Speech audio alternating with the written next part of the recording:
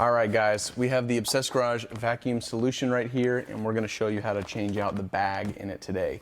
This is something you're gonna be doing pretty often. If you're vacuuming cars, probably once every couple of months. If you're doing something dirty, you're gonna wanna replace this after every time you do it.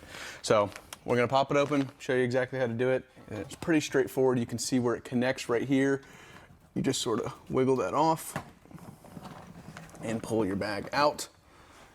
You can see this one was well overdue for a change. In your new bag, you're just gonna pull off this little protector right here. You can see the rubber O-ring right there. Stick that down in there and just fit it over that nozzle. Make sure that it's sealing. It is. You can see the interior of our vacuum is a little bit dirty since we've been using it for a lot of testing and stuff and without a bag, but yours won't look like this. And if it does, you can just quickly wipe it down, or you could even use the vacuum to kind of vacuum all that out. But from here, it's pretty simple. We're just gonna attach the lid, pressure fit on. There we go. That is the bag replaced.